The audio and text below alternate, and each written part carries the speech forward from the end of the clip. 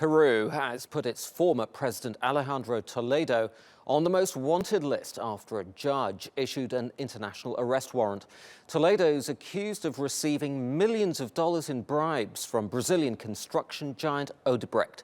It's part of a widening corruption scandal that's engulfing the continent, with Colombia's president also facing allegations this week from a political rival. Arabella Munro reports.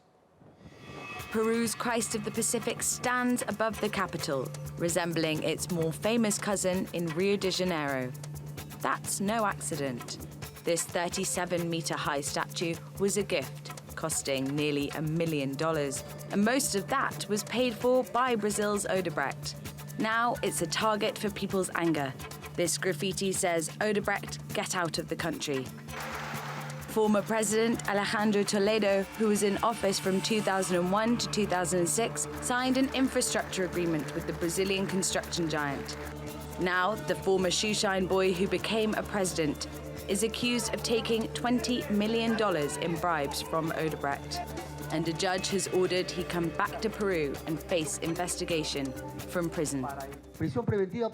Preventive prison for a period of 18 months against the plaintiff Alajandro Toledo Manrique, and as he's currently free, he should be located, captured and imprisoned in a Peruvian penitentiary immediately. To that end, national and international orders are to be presented.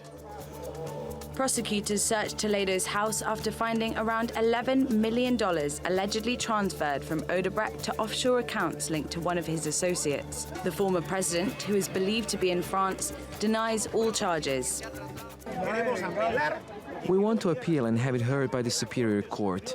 Meanwhile, I recommend my client not to present himself before this threat and this judicial campaign launched today by this judge. Prosecutors say the bribes were in return for 2 contracts that helped pave the way for the interoceanic highway, connecting Peru's Pacific ports to Brazil's Atlantic shore. The final price tag, $1.3 billion. Odebrecht says it paid $29 million to Peruvian officials between 2005 and 2014. And the timing implicates Toledo's successors too, turning public opinion sour. Current President Pedro Pablo Kuczynski served as finance minister and then prime minister under Toledo when the contracts were awarded.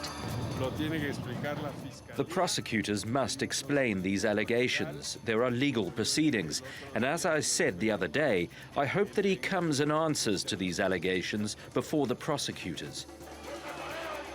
Odebrecht has admitted to paying hundreds of millions of dollars to secure contracts across a dozen countries. A wrecking ball that's destroying the reputations of politicians across Latin America. Arabella Munro, TRT World.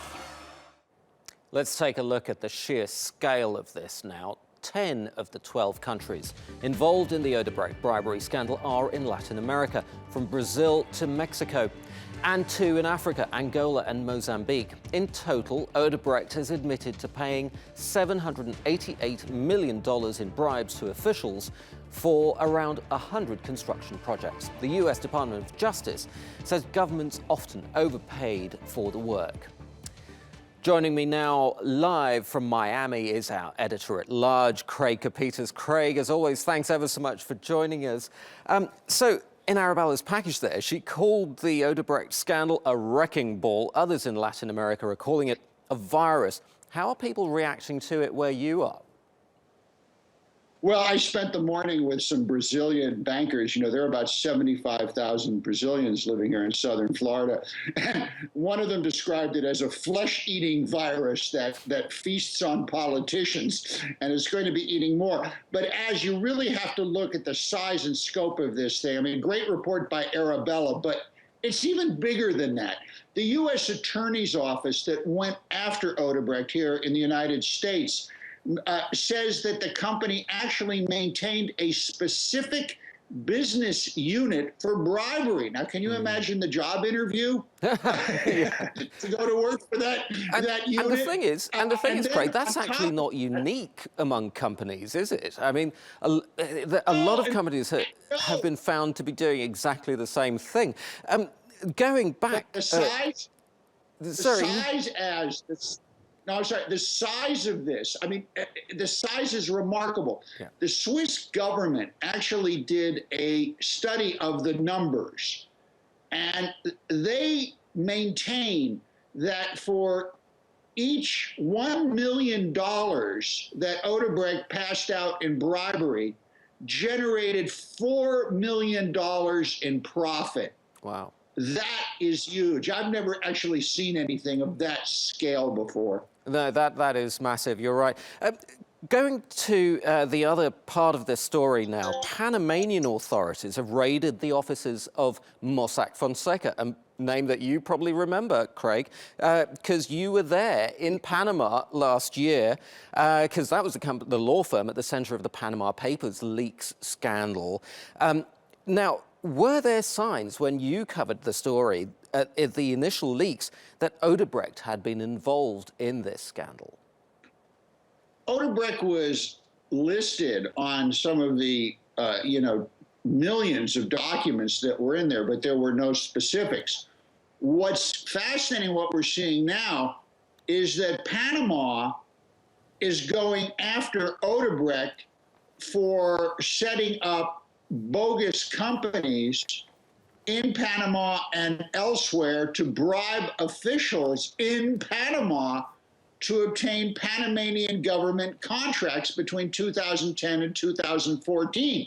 So this virus is now even infecting the once sacrosanct concept of the offshore company in the country of Panama, which of course is one of their main hard currency earners. Wonderful. Craig Capetas in Miami, thanks ever so much. A story we're going to be following very closely in the future.